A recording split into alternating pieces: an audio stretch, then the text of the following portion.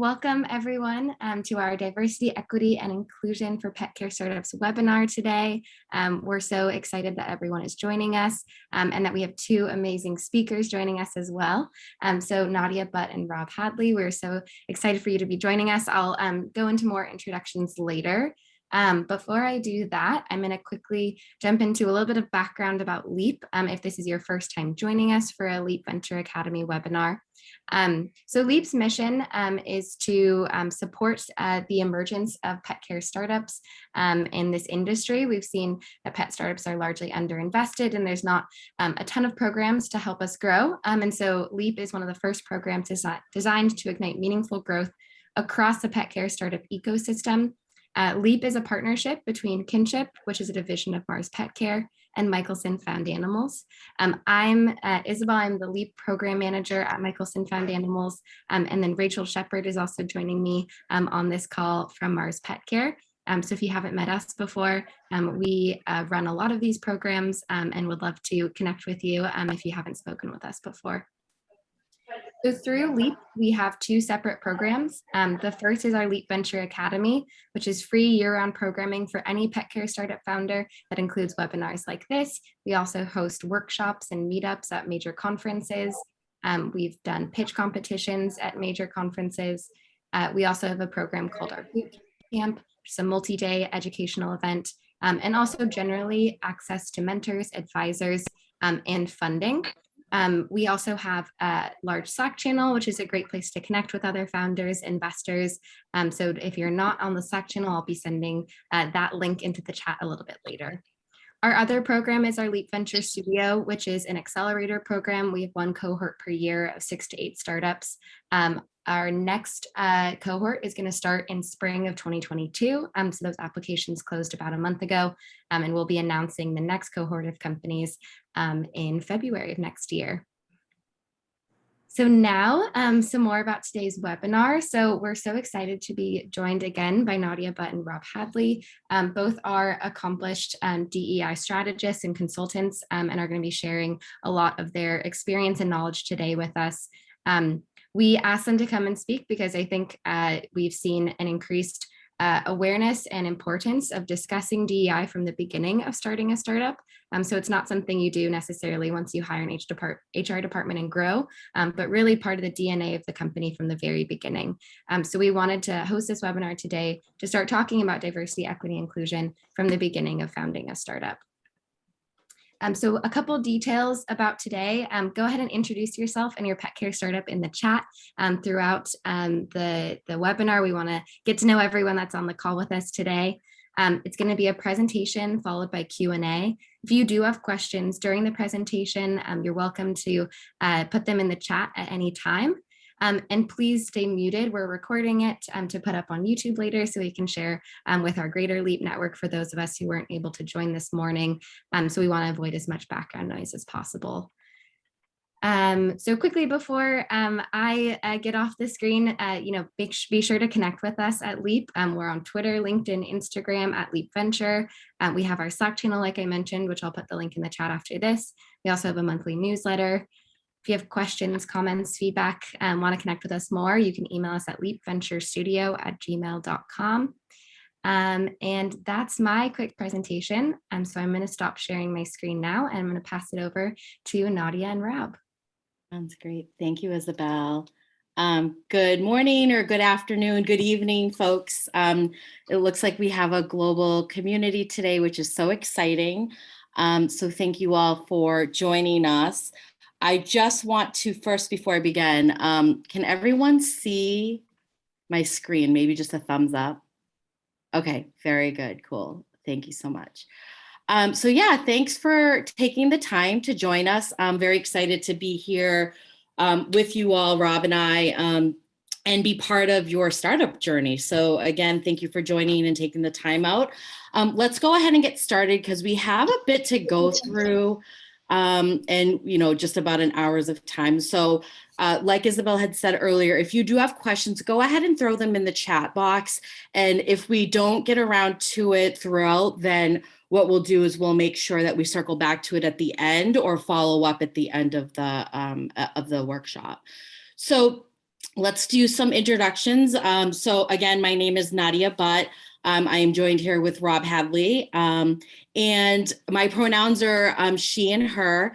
And I'm based in a very cold Boston, Massachusetts, on the East Coast of the United States. So I actually have a blanket on me right now because it is cold. So let me give you a little bit about my work history. I've worked in the organizational development space for 18 years now. I've spent most of that time in two Fortune 500 companies, Liberty Mutual Insurance and CVS Health, where I've worked in the corporate learning development space.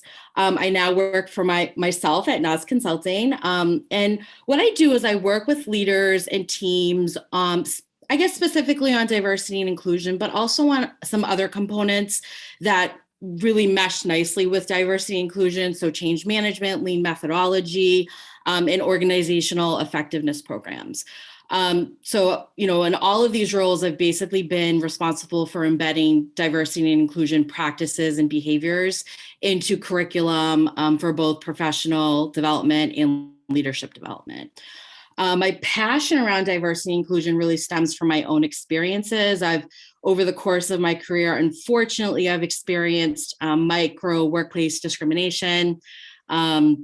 And I've also been in rooms where colleagues have experienced them too. And so, just through observing those interactions and those behaviors, it kind of drove me to want to become more, supportive and helpful in transforming workplace culture. So I focus mostly on helping organizations meet their diversity and inclusion goals. I've worked in many industries before and really excited to be here. Part of the research that I do as part of my doctoral studies actually on identity and belonging in the workplace, particularly American Muslims who experience the workplace. So that's a little bit about me. I want to pass it off to my co-host, Rob. So Rob, do you want to introduce yourself? I consider myself a sidekick more than a co-host, but thank you, Nadia. So I'm Rob Hadley, he, him, his. I have about 15 to 20 years experience in corporate strategy, finance, operational excellence, and then analytics. And the last role that I had at one of the Fortune 100 companies that I worked for was leading a group that did analytics around employee experience and diversity, equity, and inclusion.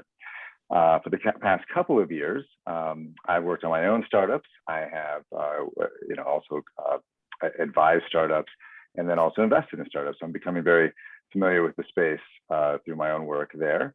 And then I also have the Takana Consulting brand, which I'm developing, and I consult for large companies around their people and culture issues with a focus on diversity, equity, and inclusion.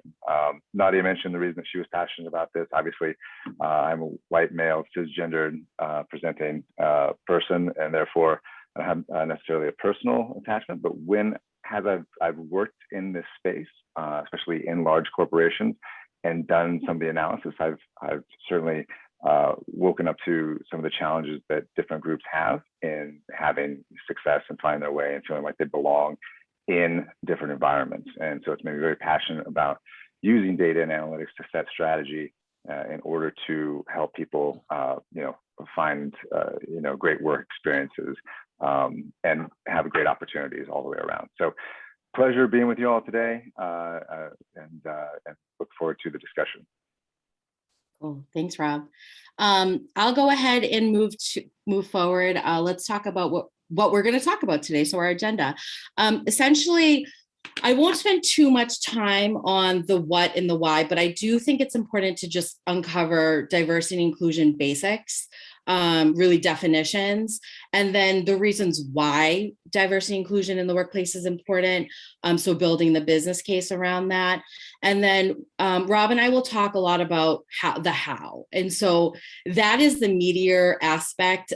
We could probably talk about that for like 4 days consecutively. So to get this kind of chunked into a 1 hour session is a lot, but we wanted to bring you kind of major points that we hope, can help you and support you through your journey. We'll also provide some resources to consider, and then we'll end with some Q&A. Hopefully we do have time to cover that. So are we good to get started, everyone?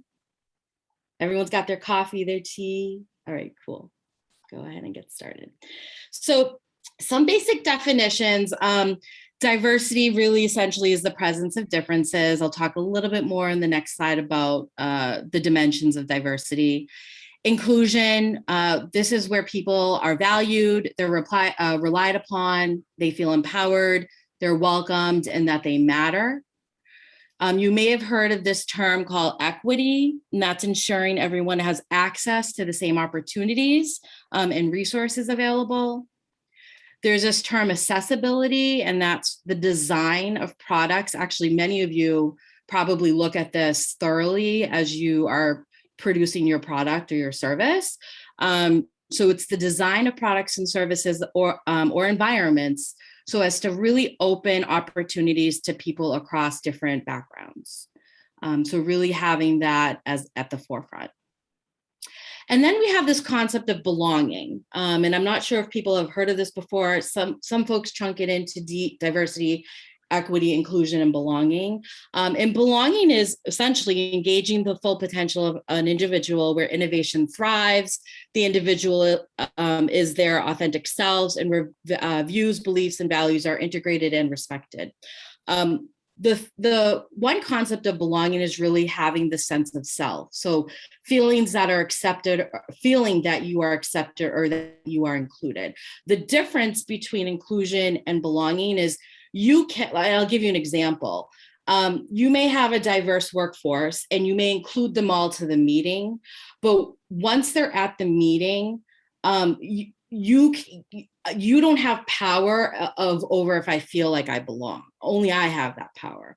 And so how do we as leaders or as organizations or as you start to grow your culture, really ultimately the goal is to have people feel like they belong.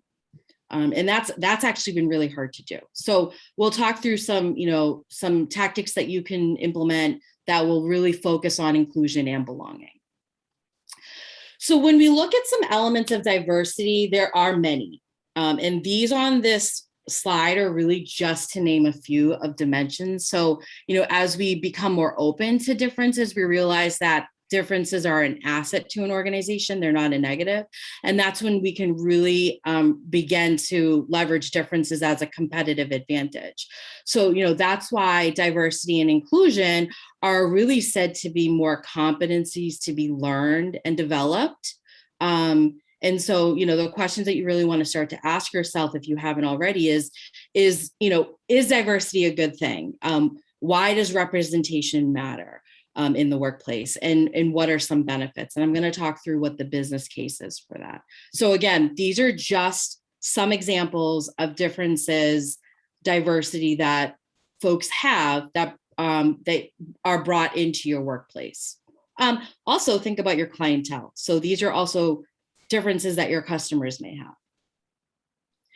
So when you think of the business case for inclusion, the best workplace cultures are inclusive ones.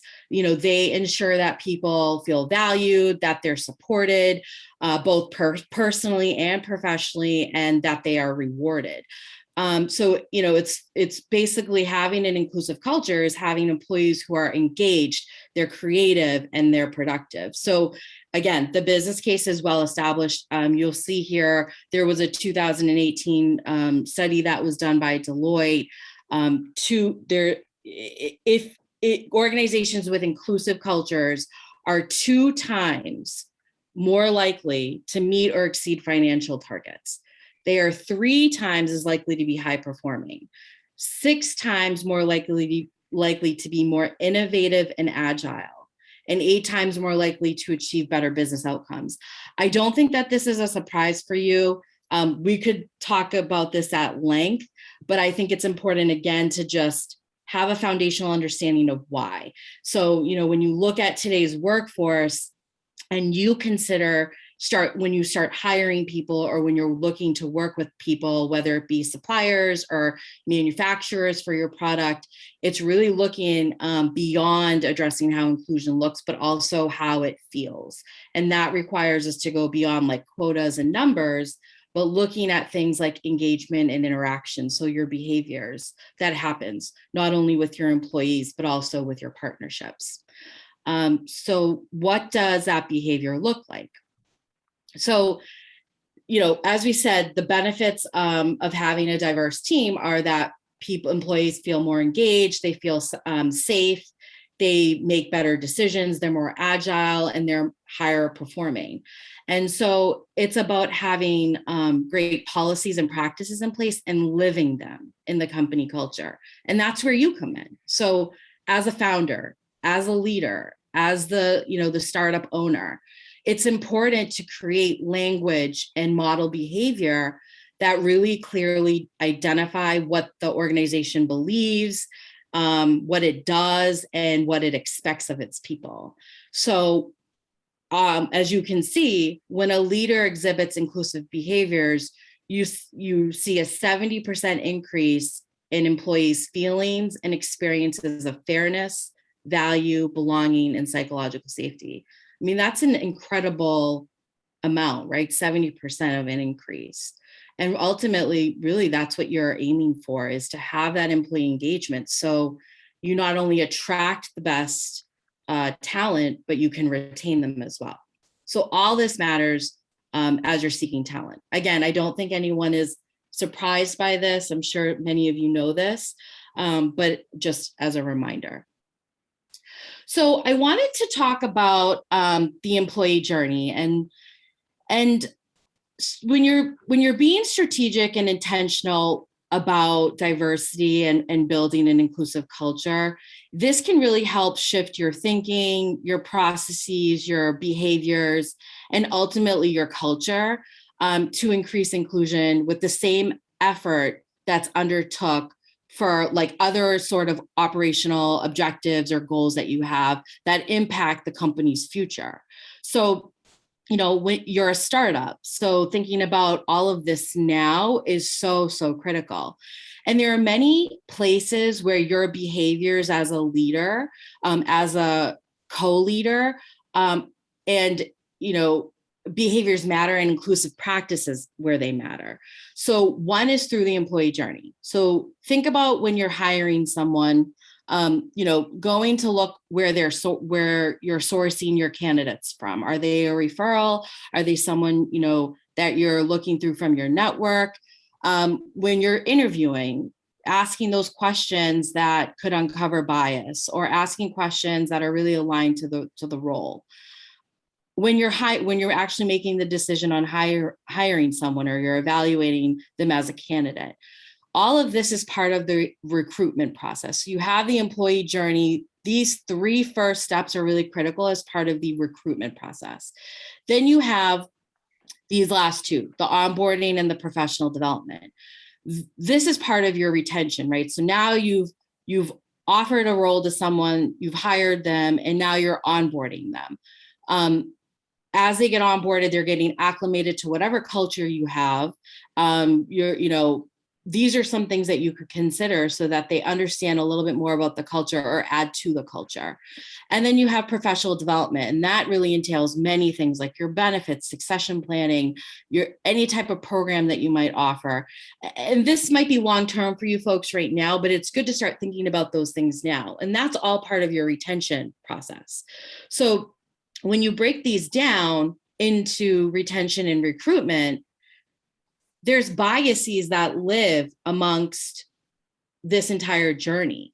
There's bias in both the recruitment process and in the retention process. And there are many solutions that you can implement to help uncover your biases. There's and implement any sort of practices or programs that could be offered. But some questions or things to ask yourself, things to consider along the journey of each phase that will help unmask those biases.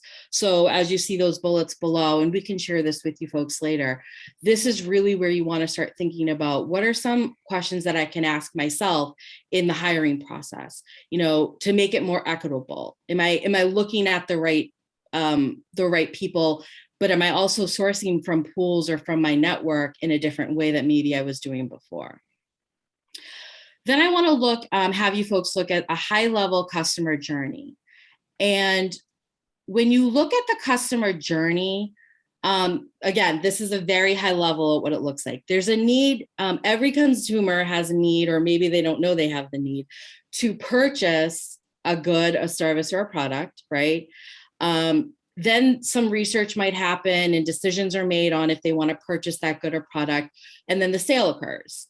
There may be support or service that's needed, and hopefully there's a renewal, a recommendation of that product. That's really what you aim for in terms of your customer journey. So throughout that journey, there are many opportunities where you uncover bias because decisions are being made, behaviors are happening, and interactions are occurring. And so you want to think about what that might entail. So some questions to consider throughout that process are, where are those biases that you may, throughout the process that you could uncover? How do you incorporate supplier diversity? So do you have a partnership with someone who's manufacturing your product or service? And perhaps maybe there's differences there that you could incorporate in terms of that partnership. How are you continuously improving your customer's experience? So looking for feedback from your customers to really better your product or service, to make it more accessible to your clientele. Does your employee base represent your customer base? And then finally, like I had said, does the customer have access to the product or service? These are all things from an inclusive perspective that you really want to think about to make your customer experience journey the best that it can be. So what I will do is, I won't speak about all of these, but I do want to focus on embedding, having a diversity and inclusion culture, having an inclusive culture embedded into your norms, into your values. It's when you look at diversity and inclusion, it shouldn't be seen as an isolated program. It's not an initiative. It's really how we function, how we do work.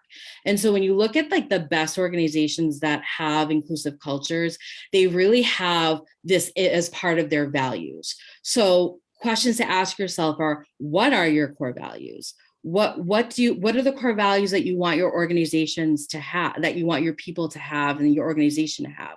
Once those values are built, are you as a leader role modeling those values and those behaviors? So if a company doesn't have values, then they may be missing an opportunity in what anchors and shapes a company's culture.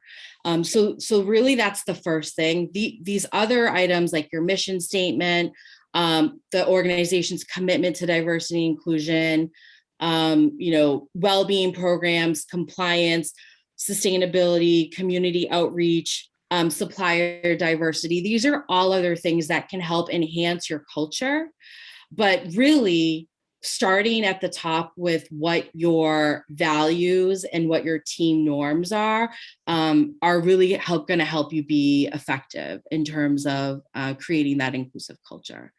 So I'm going to hand this off to Rob. He's going to walk you through how you can think through culture at startups. Yeah, thanks. And so Nadia and I wanted to just put this in context and really drive home this point, which I think Isabel also alluded to first and talked about, making this really integral to what, how you building your company, right? And so the framework that we wanted to use was from this Y Combinator Startup School, either YouTube or podcast lecture from Tim Brady, who's a partner there. And the way that the mental model that he offers here is that, at the beginning, they're, thinking about the early stage of a early stage venture. What are the big milestones, right? So there's the idea, and then if everything works out great, you're going to hit product market fit, right? So at the idea stage, it's just the founders, either single founder or the founding team, and you have your idea, you're iterating, you're trying to unlock that combination for success. If you're successful, you're going to get to product market fit, and at that point, things are really going to take off, right? And you're going to have to hire a ton of people. And so the important thing to think about is the people that are going to hire the ton of people are the group that show up after the founding team shows up. And what Tim Brady talks about calls that the cultural DNA of your organization, right? These are the people that, that before they show up, you need to have a really good idea of what the culture is that you want to build in your company. And so he offers 6 things that founders can do right at the beginning in order to establish their culture. And I think 2 are really relevant. We'll talk about those. We'll hit those a few times, right? So the first thing that he talks about is to create a short list of values, right? So if you are so obviously the founding team, have a conversation about what the company, what kind of company you're building, what do you want to be? If you're a solo founder, pull on people from your network, a partner, a spouse, a trusted friend, other accelerator, people that you're working with, and what having that conversation and really starting to think about what those values are and living those values does is it allows you to screen for hiring that second group of people that are your cultural DNA, that when you hit it big, they're going to be the ones that hire the rest of the organization, right? So you're really using those values to screen for the people that you're bringing in initially in the organization. The second thing that he mentioned is have a conversation about diversity. And what he's talking about there is he's explicitly stating it and calling it diversity of thought, which is, for all intents and purposes, what we call inclusion. And what he's saying is that you need to build a culture in which people can move fast, have disagreements, but still feel like they belong, still feel like they can move forward and solve problems together in a way that is, productive, right? And so, I think that Nadia had hinted at it earlier, right? So companies that are inclusive can solve problems quickly. They tend to be more creative. And so this is something that you want to embed in your organization right away. And I actually had this conversation with a founder recently. So someone that had raised a Series A and then quickly followed on with the Series B and was rapidly scaling. And what she said was, at that point, when you're rapidly scaling, you don't have time to really train. You're starting to lose touch with the people at the front lines of your organization, right? So you don't have that visibility that you had previously when you were the founding team. And so it's really important for everyone to be able to have productive conversations, to feel like they're belonging, to feel like they can have constructive conflict and still move forward in the way that's positive for the company. And one of the things that he says is, that Tim Brady says in this podcast is, if you get to 100 employees and you don't have the culture you want, it's really too late, right? So, those are his 2 things. I say combine the 2 things, have a conversation about values, and then, make sure that one of those values that you're talking about is inclusion. Cool. Thanks, Rob. And I just have a question for folks. I looked at the time and I was like, oh, okay, we're good right now. Feel free to come off mute or just type in the chat. I'm curious if folks have actually started to think about their values, or like maybe you haven't defined them fully like on paper, but have you started to think about what they are, or creating any, or do you have team norms?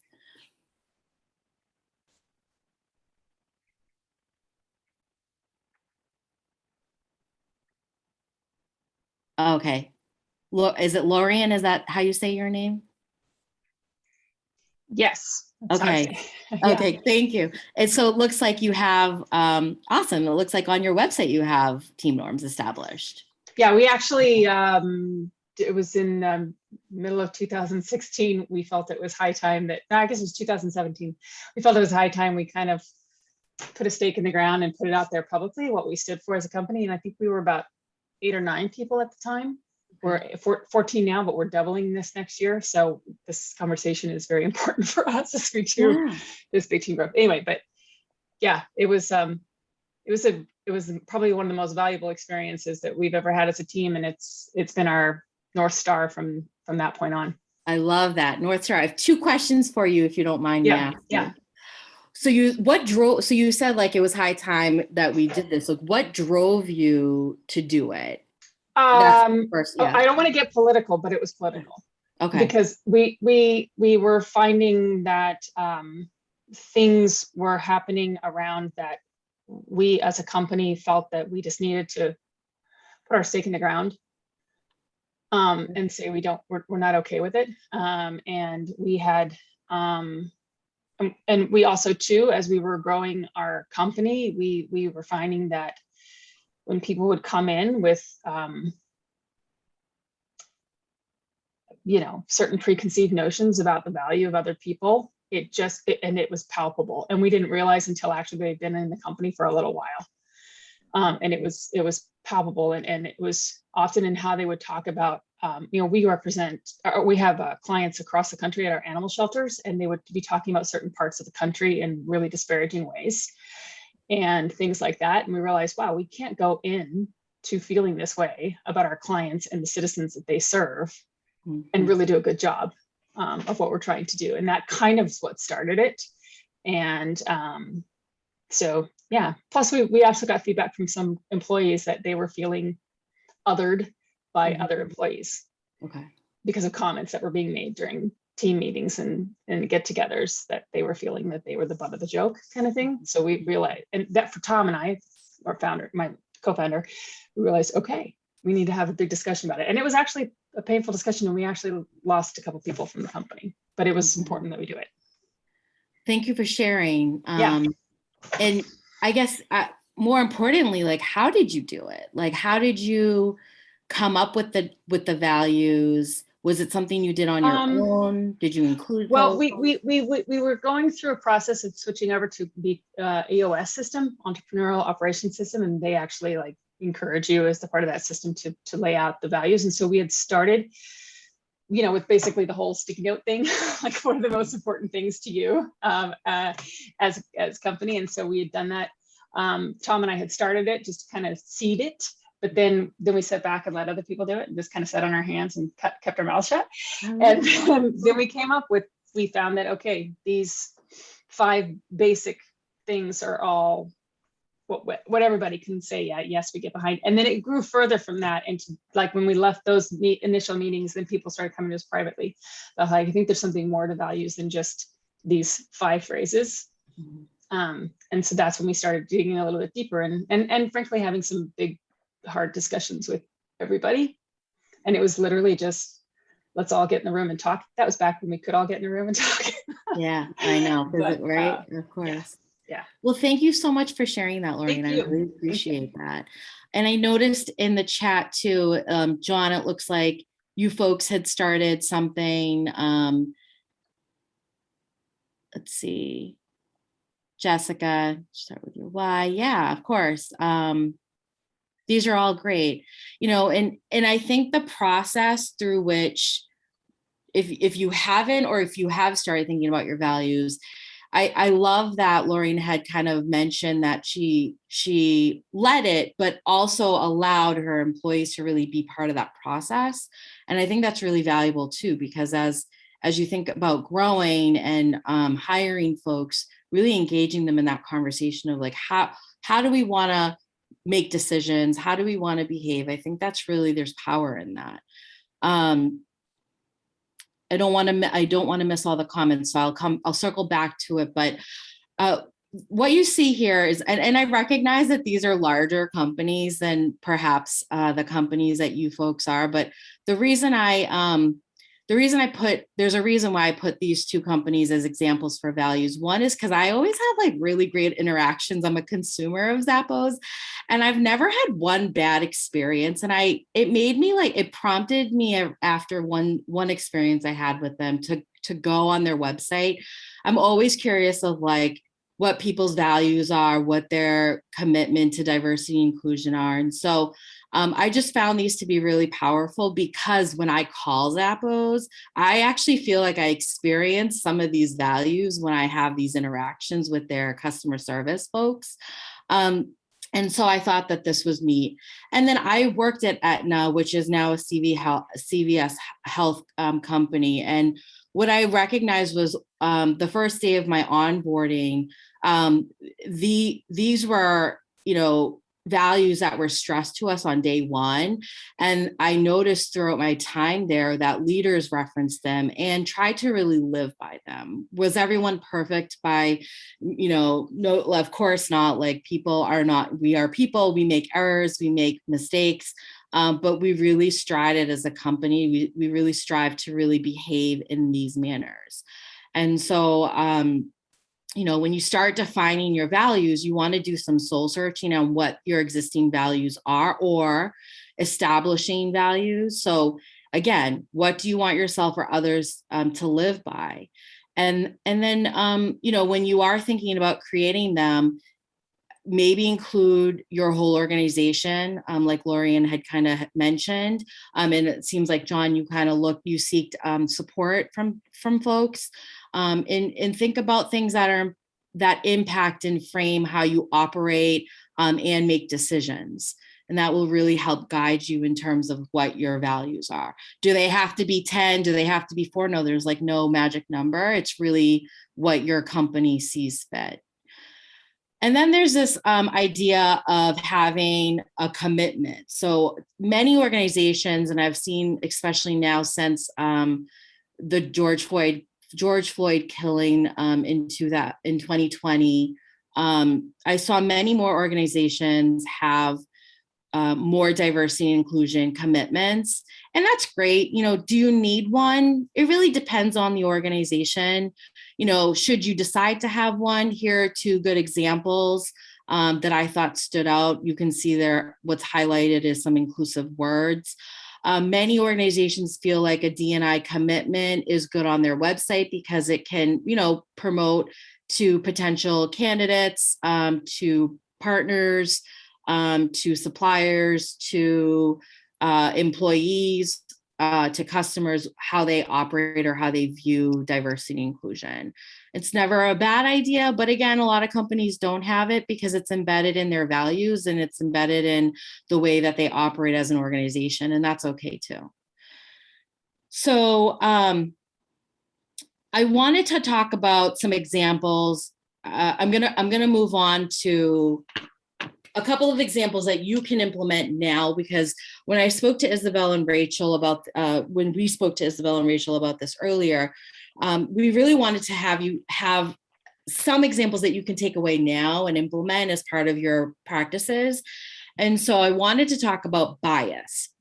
And many of you probably already know what bias is, or you know, what unconscious bias is, or the idea around it. Some people call it implicit and unconscious.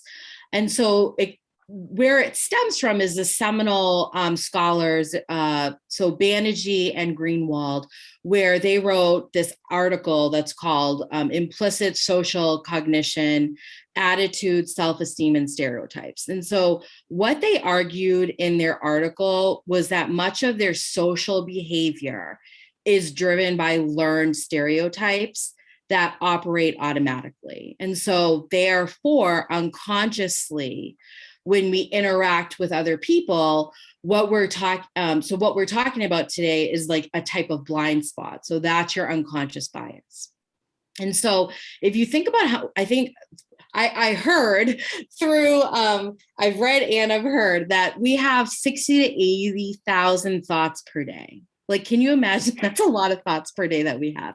And so some of these thoughts, you know, there's social stereotypes about certain groups of people that we have maybe formed throughout our life that are based on, you know, who we interact with or how we view the world. And many of these show up at work. And so most of the times they're unconscious. And there are 175 different forms of bias that that exist.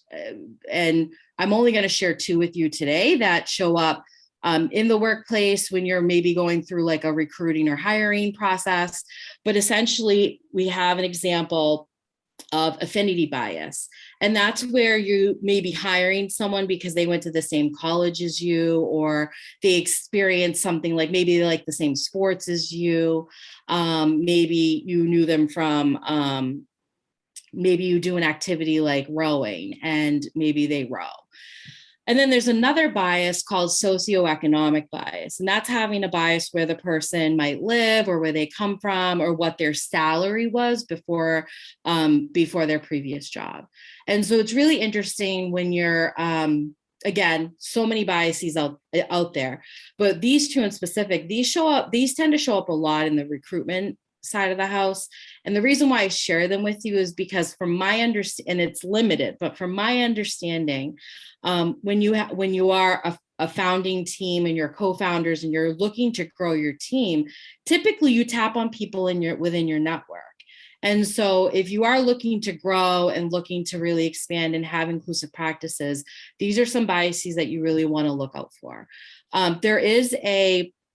I do a whole workshop on unconscious bias, so I could literally spend like all day talking about this.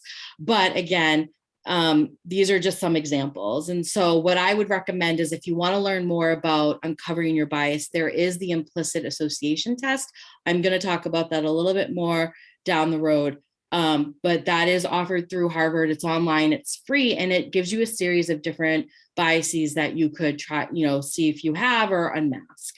Rob's going to walk you through process thinking and to mitigate bias. Yeah, so we'll move through quickly because I do want to get to the discussion. But wanted to offer some advice on hiring and a mental model that people can apply to even the smallest situations, right? So Nadia talked about unconscious bias, and the way to mitigate unconscious bias is always to slow down and ask questions, right, and engage in what we call control processing. So light up the parts of your brain that are a little bit more contemplative and evaluative as opposed to relying on snap judgments, right? And so on the left-hand side, you can see this is how we would look at a large company with lots of data. We'd be able to look at large groups of people as they move through the hiring funnel, right? So on the far left, we have the number of people that apply for a role. We screen them. The manager gets to pick. We figure out who we interview, we offer, we get accepted, and right. And so we could, if we had all that data, we could look at places in the hiring funnel where people are either over or underrepresented. The example I have here is Black African Americans over 3 years. As a startup founder, you're not going to have that much data, but you can use the same kind of mental model as you're thinking about who you're going to bring into your organization, right? So, even if you have a much smaller number of candidates, look at, are there any characteristics, probably surface level characteristics before we get to know people that are over or underrepresented at any stage of the hiring process, right? And so in a big company, just as a rule of thumb, I always kind of use a 70% test, right? So are there any surface level characteristics? So race, gender, that 70% of those people in any particular step, fit one of those characteristics, right? And then we also have to think about the panel that is evaluating applicants, right? So this is a jury of the peers test. And I realize that's not a great analogy because sometimes we know that juries aren't that fair, but think about, would you be comfortable, and if you were that person or that candidate, would you be comfortable with the group of people that were evaluating you based on the characteristics that they have, right? And so, as you're bringing people into the organization, let's say you are an all male founding team, you have to have some sort of, female or non-binary perspective on that hiring process, right? You want to be able to see how, if you're all male team and you're evaluating a male, you want to see how that male interacts with people that are, with non-males, right? So you have to tap into your network, bring people in either, again, spouse, partner, trusted friend, investors, advisors into that process to make sure you're getting a perspective from people that are not like that candidate. Things that you can do, and we can talk more about this, but you have to start expanding your network from the earliest stages of your company, right? So start to build out that network, knowing that you're going to rely on people outside of your network to get to bring people into the organization, and then also, as we say, to get opinions on people that you're evaluating. So invest in that network very quickly, being very intentional about growing your network for people that are different than you and have a different background.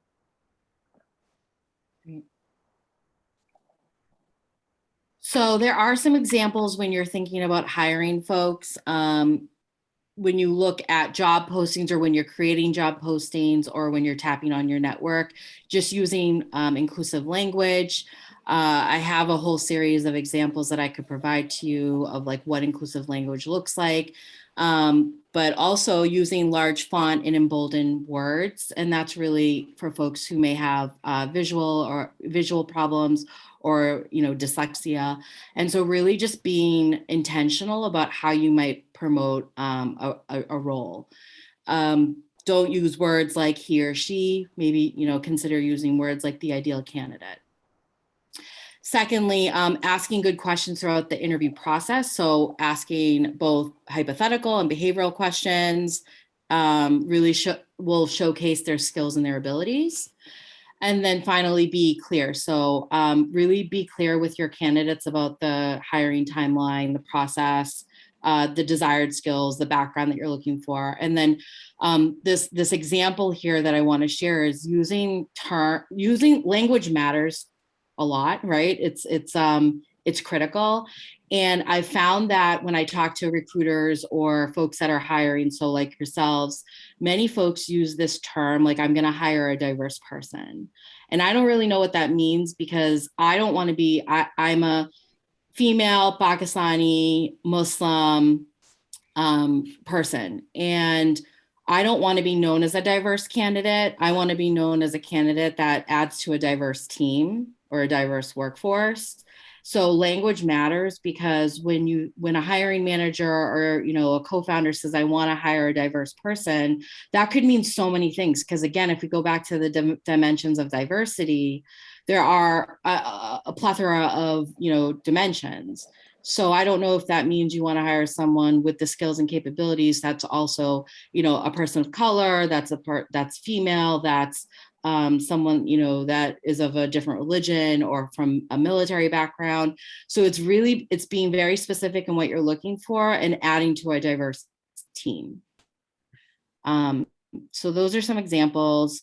Finally, we'll just say that you really want to, feedback is a gift. As a leader, if I could stress few things that would make you an even more successful leader, it's reflecting, it's role modeling, and it's really asking and looking for feedback. And so how you look for feedback, especially if maybe you're just a 1, 2, 3 person team, is just have conversations and interactions with your customers, with your team members, with your partners, and with your network. And that's really just asking, right? Like, it's asking how I'm doing as a leader, what could we do to be better as an organization, as a leader. So really having those check-ins. We wanted to provide some resources to you. So Rob had mentioned the podcast. Sorry, I'm starting at the bottom here. The Startup School, Building Culture, Tim Brady. That's a podcast we would recommend. I had mentioned the implicit association test through Harvard. Again, it's free. It measures attitudes and beliefs that people may be unwilling or unable to report. So there's a series of different tests that you can take on that, including like your views on presidents, your views on gay people, your views on Black people. There's so many different dimensions. These are some organizations that we would recommend taking a look at. You can screenshot this. We can also send this off to Rachel and Isabel, so you folks have it. And then these are some books that we would recommend. If you were to take the IAT, the implicit association test, the authors also wrote a book called The Blind Spot, which really does a great analysis of understanding what is like entailed in there. I loved all these books, so yeah. And then I have some other resources that are really more related to, like, if you were to start sourcing, pooling candidates as you look to grow your workforce. These are some great resources that you can take a peek at to maybe post your job, if that's an opportunity for you. And then we wanted to leave you with 3 things that you can do today, now. Reflect, always be reflecting. So, consider creating those team norms or those values if you have not already. It looked like someone had started to do it, and maybe this is a reminder that they want to continue to looking at them. So I would encourage you folks to do that. Take the IAT and commit to your allyship. So if you have not taken some form of, unconscious bias, or maybe even take like an unconscious bias class if you haven't already, I think that's a great start. And then really be intentional. So really start to cultivate your diverse network, that, like Rob had said earlier. Rob, do you want to add to that at all? No, I think we thought 2 and 3 work together. Right. So look for if you do have gaps in in the way that in biases for a particular group, then look at your own network, and that may be a hint of where you can start to build out and cultivate your own diverse network and fill in some of the gaps that you have in your network. Yeah, that's great. So we are at the end, and well, thank you for coming.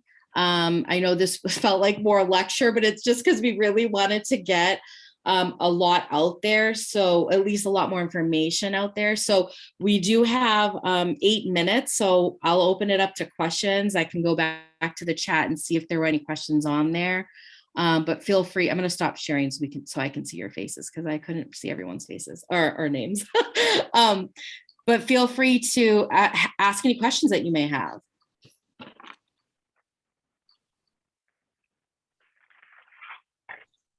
And I'll go back. First of all, I would love to say that I would love that list of inclusive language. We just brought on a person to come on temporarily and overhaul our HR stuff, with specifically because when she was looking at it, she's like, I know you guys are trying, but you're also, just the way you have it all set up has implicit bias in it. And we're like, oh, okay. Because we actually are saying, we're looking for cultural fits. And she's like, you're not looking for cultural fit, you're looking to add to your culture. And so we're like, oh, okay. It's been a really big eye-opening experience, but thank you for the list of resources. That's very helpful. And if there's a way you can share that, you said you had a list of inclusive phrases and things, that would be super helpful too, as we're building things. Sure, absolutely. Thank you for sharing that too. I mean, this is such a journey for all of us, right? Like so I appreciate you sharing your journey just through learning. Even like the culture fit and culture add to the culture example. And absolutely, I can share with, I have some examples, and then there's an article that I just have to look for it, but there's an article that provides like a list of really great inclusive language that you can leverage. So I'll definitely forward that to Isabel and Rachel. Thanks for joining, Maureen. I don't want to miss. You're welcome, John. Thank you, Jackie. Thank you so much. Does anybody have like anything that they're struggling with as it relates to inclusion or even diversity or belonging? I don't. I guess for you, Nadia. Oh, sure. I think that was for me. So I'll go. I am trying to evaluate a potential investor, and they don't have any females on their team, and I'm not sure if they've ever invested in any women-owned and women-led companies.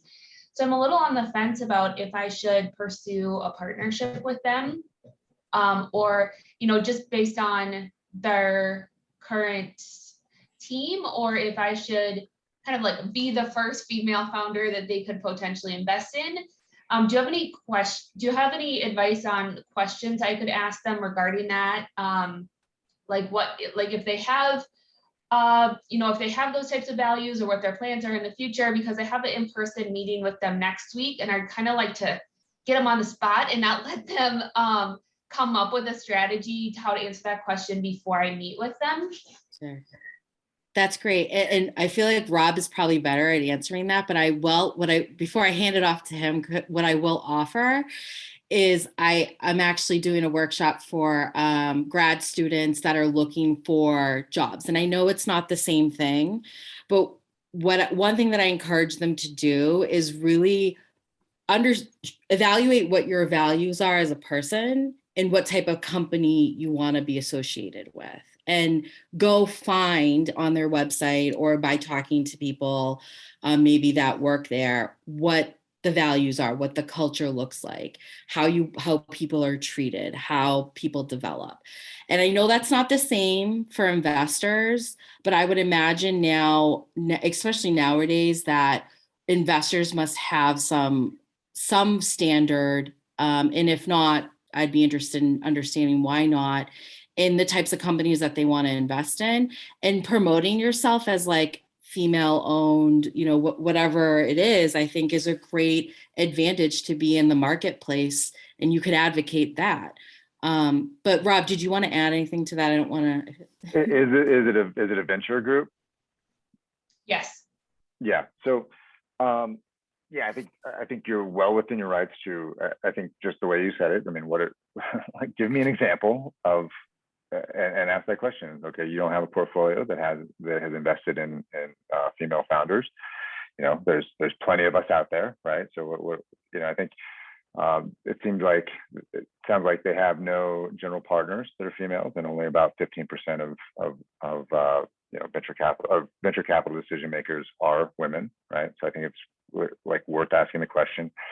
You can also dive into, tell me what your limited partners look like. Do you have limited partners that are you backed by females as well? But then, I think those are all great questions. And, if they don't have an answer in 2021, it might be a red flag, right? And something you want to think about. And if they have, and you're totally welcome to push them on, okay, what are the plans to do a better job going forward, right? Anyone should be ready for that question. Yeah, I talked to one of their portfolio companies this morning, and they're a fully male team. And I asked them if they had any interaction with, they have one female advisor, and he said, no, they hadn't. And, I tried to explain that was important to me. And he actually, I was so shocked by this male founder said that those values aren't important to their company. And so they don't really care about those things. And I was so shocked. I was like, we are completely different types of founders. So anyways, I just need to do more exploration on it, but I appreciate your feedback and advice. Thank you. Thanks, Catherine. Yeah, I'm judging from the other faces on that I can see, and they're, I think everyone would have a little bit of pause. So, definitely worth following up on. Yep. Thank you. Awesome. Well, we are at the end of our time, unfortunately, but I want to say such a huge thank you to Nadia and Rob for joining us. I think I myself have heard this presentation or parts of it before and still learned so much from everything you shared. And I think especially those resources we can all take away today are particularly helpful to keep going. And I know there's many more sessions and conversations we can keep having about this topic. So maybe we'll persuade them to come back in a couple months, which would be awesome. But thank you so much. This recording will be up on our YouTube channel later today. And I think with that, any parting thoughts from Rob or Nadia before we jump off? Just thank you for joining us. We appreciate it. Feel free to reach out to us if you have questions, and I will make sure that I get kind of like those lists to you, Isabel, so you can share with the network. Amazing. Yeah, it's so great to see all that participation. And definitely reach out to us, connect with us if you have any questions. We're always happy to have conversation and expand our own networks as well. Yes. Amazing. Thank you again. And thank you all for joining, and have a great day.